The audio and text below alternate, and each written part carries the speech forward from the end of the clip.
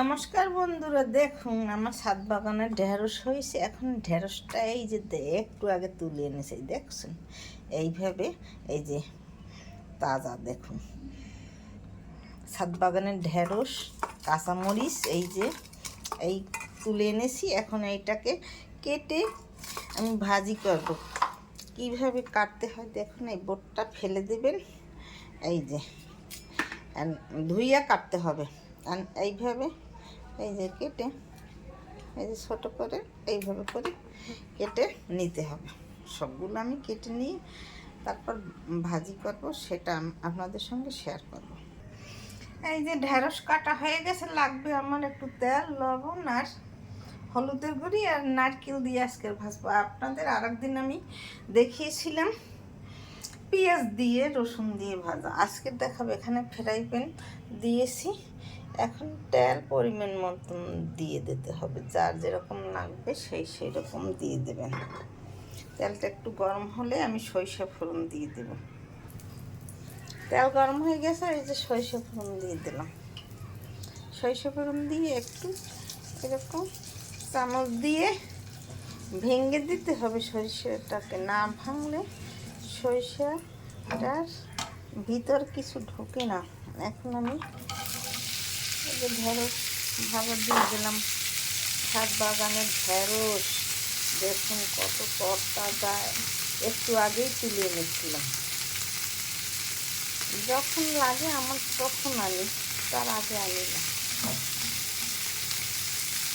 অনেক সময় গাছে একদিন পর গেলেও বেশি বুড়ো হয়ে যায়, সেটা খাওয়া যায় না।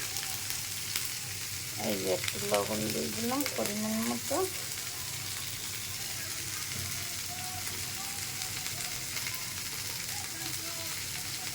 আর হলুদ দিয়ে দিলাম পরিমাণ মতো।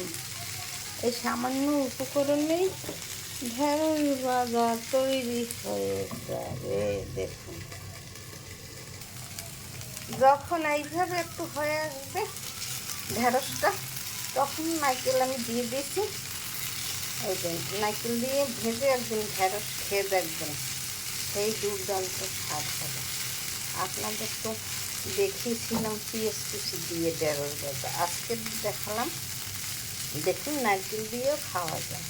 এটার খাওয়ার স্বাদ অন্যরকম। নিরামিষ রান্না করে খেলে এইভাবে খেতে হয় ঢেঁড়স ভেজে, খুব স্বাদী। এক ঢেঁড়স ভাজাই খাওয়া হয়ে যায়। নিজের গাছের হাতে লাগানো ঢেঁড়স খেতে যে কী মজা, না খেলে বুঝবেন কী করে। দেখুন আমার ঢেঁড়স ভাজা তৈরি হয়ে গেছে। এইভাবে আপনারা ঢেঁড়স ভেজে খেয়ে দেখবেন, খেতে খুব সুস্বাদু লাগবে।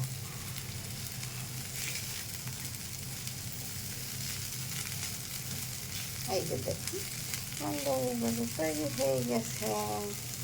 এতে বেশি জাল লাগবে না, শ্বাস ছাড়া তো, তাই খেতে ভালো লাগবে।